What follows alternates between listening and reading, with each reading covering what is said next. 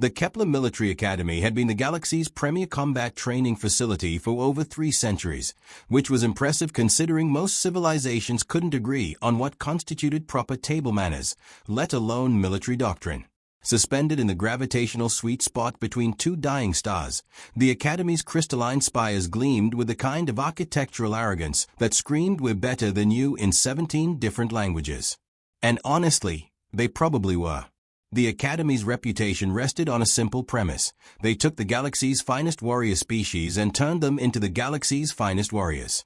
It was a system so elegant in its logic that even the bureaucrats at the Galactic Education Commission couldn't find a way to mess it up, though they'd certainly tried. At the apex of this martial food chain sat the Zephyrians, 8 feet of scaled muscle, bone ridges, and the kind of natural aggression that made professional boxers look like meditation instructors. Their homeworld was basically Australia if Australia had been designed by someone with a serious grudge against the concept of safety. Everything there wanted to kill you, and most things succeeded. Below them, in descending order of lethality, came the other established warrior races, the lightning-fast Trilaxians with their forearms and superiority complexes, the stone-skinned Morgani who treated building demolition as a recreational activity, and the Vorthan whose idea of diplomacy involved seeing how many bones they could break before their opponent agreed with them. And then, at the very bottom of this carefully constructed hierarchy, came the humans. Poor, fragile, slow humans with their soft skin and their tendency to die when exposed to perfectly reasonable environmental hazards like acid rain or temperatures below freezing. The Academy accepted them mostly as a charitable gesture, the galactic equivalent of a participation trophy. After all, someone had to finish last in the combat rankings, and it might as well be the species that needed protective equipment to handle their own star's radiation. Combat Theory Class 7 Alpha met every 3rd cycle in Lecture Hall Omega, a name that managed to be both pretentious and ominous simultaneously. The hall itself was a testament to Zephyrian architectural philosophy. If it wasn't intimidating enough to make lesser species question their life choices, it wasn't trying hard enough. Holographic displays dominated the walls, cycling through famous battles where Zephyrians had demonstrated why evolution had clearly favored them over everyone else. Commander Vextai prowled the front of the classroom like a caged predator who'd been told the cage was merely a suggestion. His scales bore the distinctive scarring patterns of a veteran who'd survived 17 major engagements and approximately 300 minor ones. The missing tip of his left ear and the slight limp in his gait weren't disabilities, they were credentials.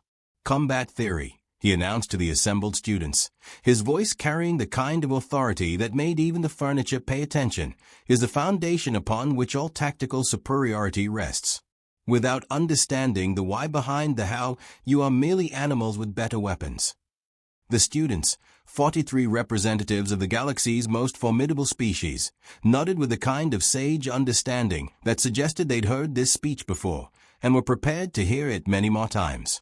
At the front sat Korrath, a Zephyrian whose broad shoulders and perfect posture announced his genetic superiority to anyone who might have missed the memo. Behind him, arranged in neat rows according to their species combat rankings, sat the others. And in the back corner, almost hidden behind a particularly bulky Morgani student, sat Mira Chen. If the Academy had a poster child for least likely to survive first contact with the enemy, Mira would have been a strong candidate.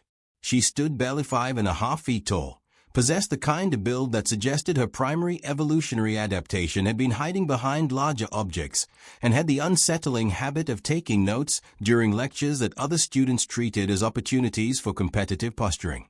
While her classmates engaged in the time-honored tradition of trying to out-macho each other through increasingly elaborate war stories, Mira wrote. While they debated the finer points of orbital bombardment strategies with the passion of sports fans arguing over statistics, she observed.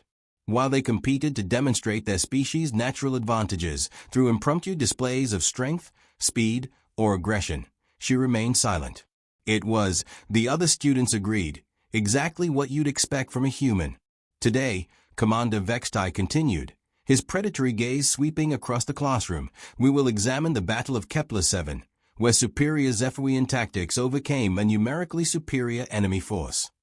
Korrath straightened in his seat, recognizing an opportunity to demonstrate why his species had earned its reputation. Commander, The key factor was obviously the Zephyrian ability to adapt quickly to changing battlefield conditions.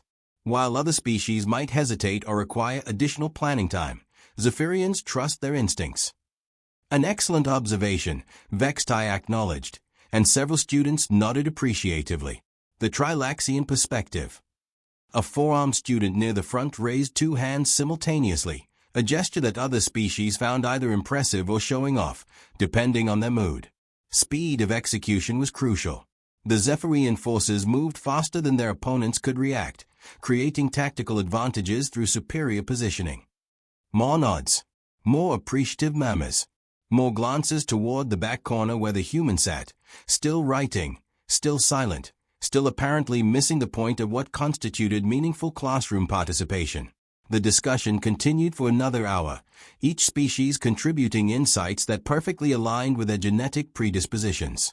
Morgani students emphasized the importance of overwhelming force. Vothan representatives advocated for psychological warfare through displays of brutality. Even the normally reserved Keltharian students offered observations about the value of defensive positioning. Through it all, Mira wrote. The theoretical framework, Commander Vextai announced as the session neared its end, provides the foundation for practical application. Speaking of which, your final examination will consist of live combat simulations designed to test your understanding of tactical principles under pressure. This announcement generated the kind of excited murmuring that suggested the students viewed the prospect of violent examination with considerably more enthusiasm than most species would consider healthy. Each simulation will be calibrated to your species' capabilities and natural advantages, Vextai continued. Zephyrians will face scenarios that test adaptability and aggression. Trilaxians will encounter situations requiring speed and precision. The scenarios are designed to challenge you while allowing you to demonstrate your inherent strengths. Korrath's hand shot up with the enthusiasm of someone who'd been waiting his entire academic career for this moment. Commander, what about the Apex Challenge? Vextai's expression shifted into what might charitably be called a smile, though it bore a disturbing resemblance to the expression apex predators wore when contemplating their next meal. The Apex Challenge represents the most difficult combat scenario in our archives. It has been completed successfully by fewer than 12 students in the Academy's history, all of them Zephyrians. The classroom fell silent with a kind of reverent hush normally reserved for religious ceremonies or moments before explosions. I volunteer for the Apex Challenge, Korrath announced, because apparently the concept of humility was another evolutionary trait that Zephyrians had skipped in favor of extra muscle mass. Approved, Vextai nodded. Other volunteers for the Apex Challenge. The silence stretched like a taut cable, broken only by the ambient hum of life support systems and the distant sound of what might have been other students in other classrooms learning less potentially fatal subjects. And then, from the back corner, came a quiet voice. I'll take the Apex Challenge.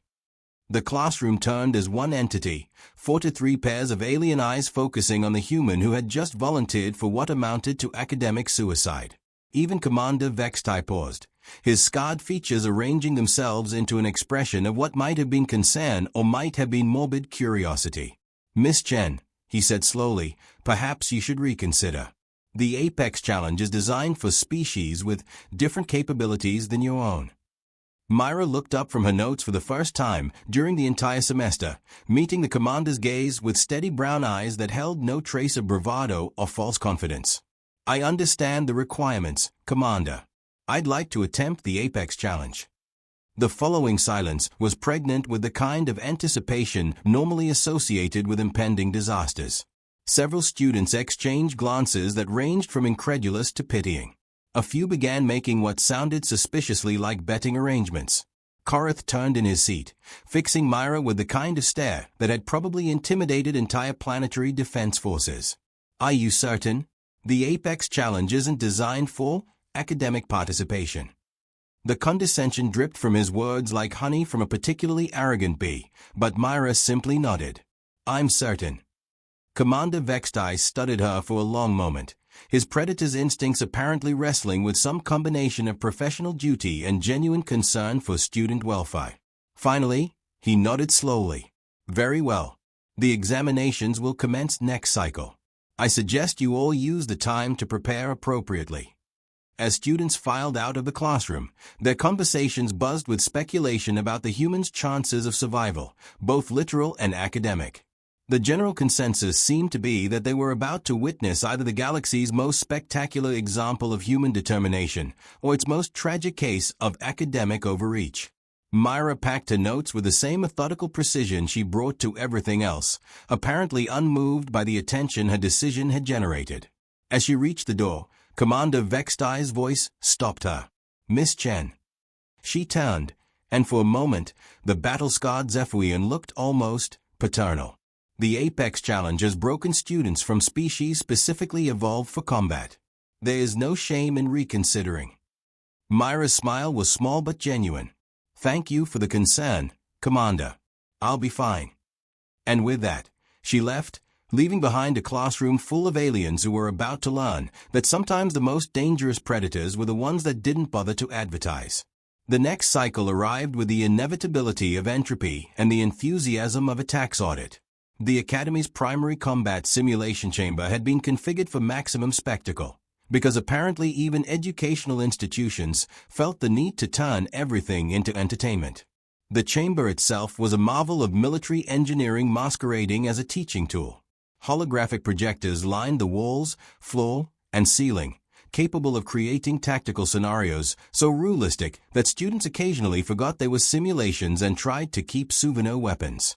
Force field generators provided tactile feedback, ensuring that when students made poor decisions, they experienced appropriate consequences without permanent damage.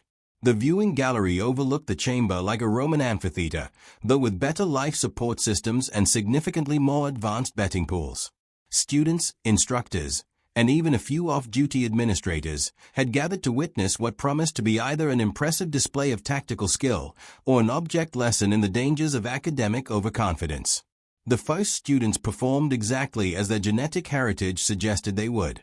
Morgani candidates bulldozed through scenarios with the subtlety of natural disasters, succeeding through sheer application of force. Trilaxians danced through combat zones with forearm grace, their speed turning battlefields into carefully choreographed performances. Vorthan students demonstrated why psychological warfare remained a viable military doctrine even in an age of energy weapons and orbital bombardment. Each performance was met with appropriate appreciation from the gallery, though the underlying current of anticipation suggested that everyone was merely waiting for the main event. Korrath's turn arrived with fanfare that would have been excessive for a planetary liberation. He entered the simulation chamber with the confident stride of someone who had never encountered a problem that couldn't be solved through strategic application of violence. His scenario materialized around him. A space station under siege, enemy forces advancing through multiple corridors, civilian casualties mounting by the minute. It was a kind of tactical nightmare that separated competent soldiers from dead ones. Korrath responded exactly as his training in genetics suggested he should. He identified the primary threat axis, established defensive positions, and began systematically dismantling enemy forces with textbook Zephyrian aggression. His movements were economical and devastating, each action flowing naturally into the next like a perfectly choreographed dance of destruction. When the simulation ended 47 minutes later, Korrath had achieved a perfect tactical victory. 0 civilian casualties, minimal resource expenditure, enemy forces neutralized with prejudice. The viewing gallery erupted in appreciative applause, and even Commander Vextai nodded approvingly. An exemplary demonstration of Zephyrian combat doctrine, the commander announced. Aggressive, adaptive, and effective. Korrath acknowledged the praise with a kind of gracious modesty that somehow managed to emphasize his superiority even while appearing humble. As he exited the chamber, several classmates offered congratulations that carried undertones of "this is how it's supposed to be done." And then came the moment everyone had been waiting for. "Miss Chen," Commander Vextai announced, his voice carrying across the suddenly silent gallery. "You may begin when ready." Mira entered the simulation chamber with none of Korrath's theatrical confidence. She moved like someone who had learned to navigate dangerous spaces by drawing as little attention as possible, a survival trait that most of her classmates interpreted as natural human timidity. The chamber reconfigured itself, holographic projectors spinning up to create what the Academy's computers had determined was an appropriately challenging scenario for someone attempting the Apex Challenge. The same space station materialized. The same enemy forces began their advance. The same civilian casualties began mounting. For the first 30 seconds, Mira simply stood in the center of the chaos, apparently frozen by the magnitude of the tactical situation she faced. In the viewing gallery, several students exchanged knowing looks. This was exactly what they'd expected from a human confronted with real combat pressure. But then something interesting happened. Instead of rushing toward the nearest enemy contact like every other student had done, Mira began moving through the station's corridors with purposeful deliberation. She wasn't running toward the fight. She was studying it.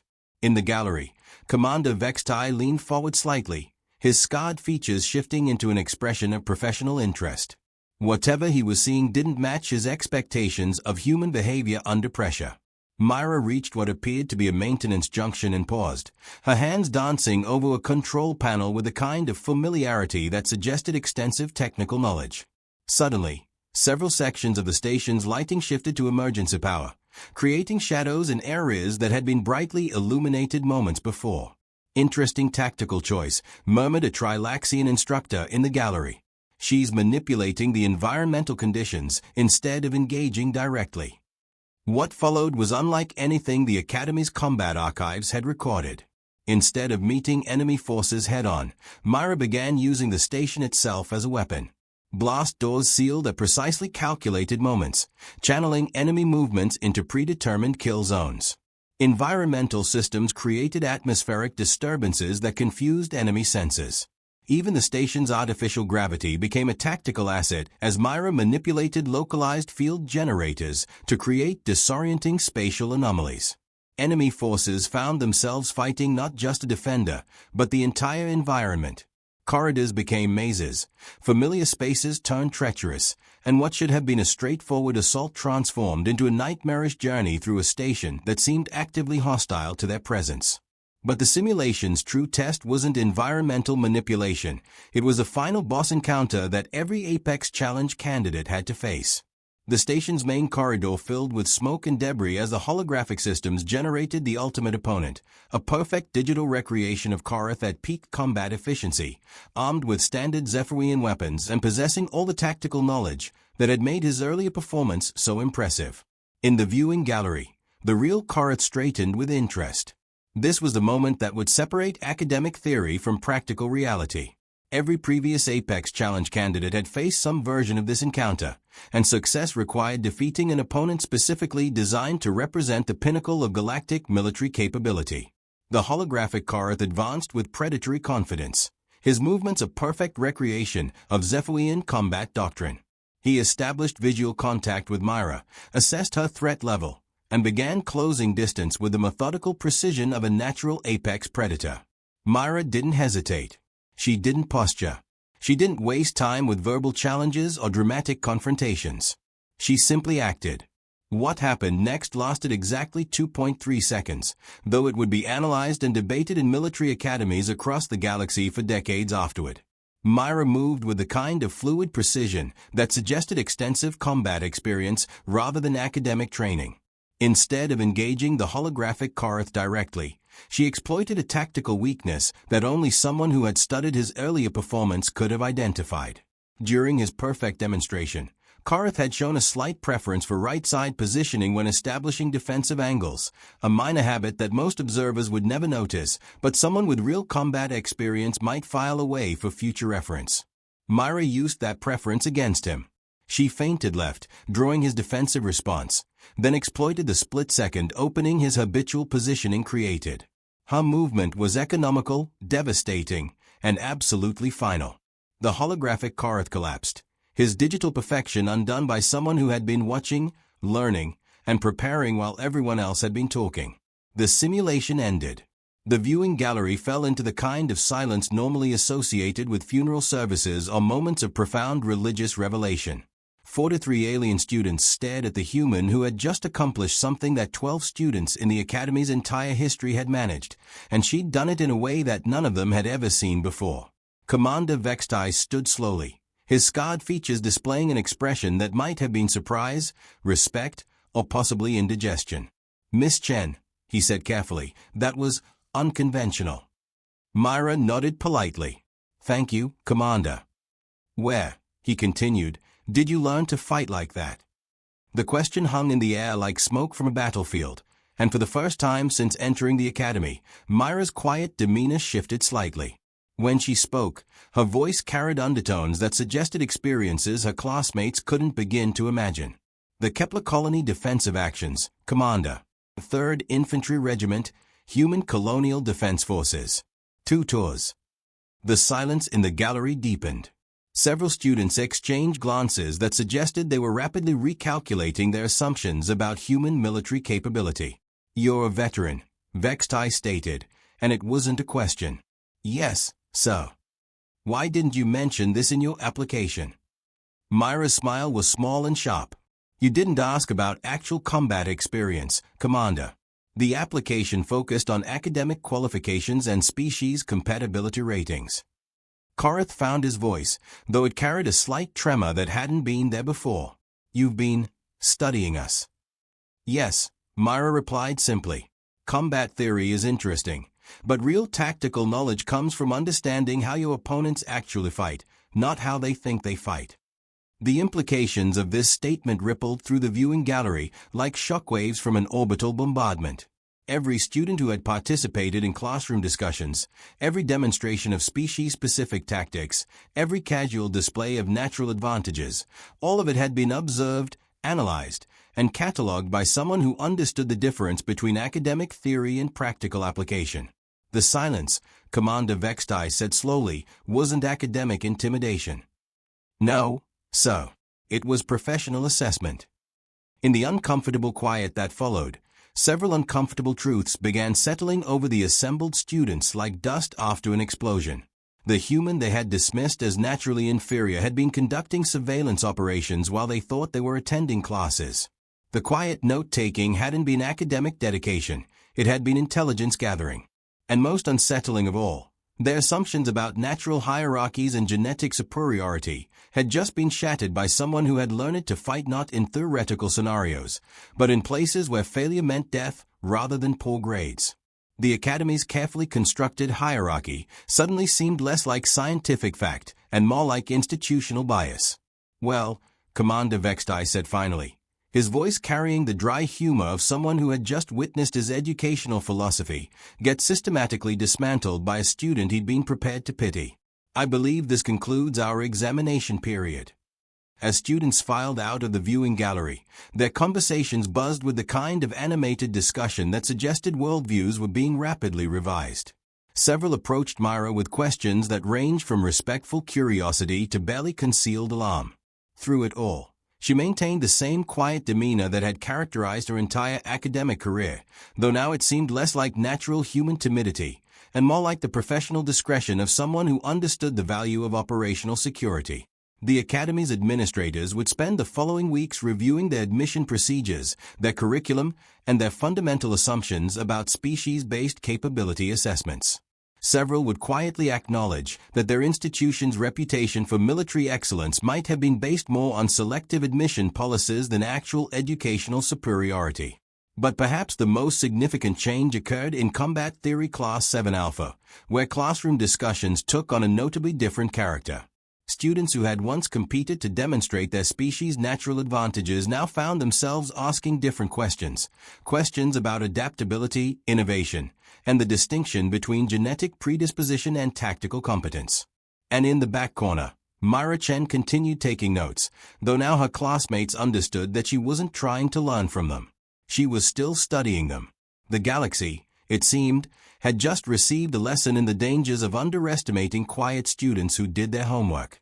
And somewhere in the depths of space, military strategists were beginning to realize that maybe, just maybe, they'd been evaluating human potential using the wrong criteria entirely.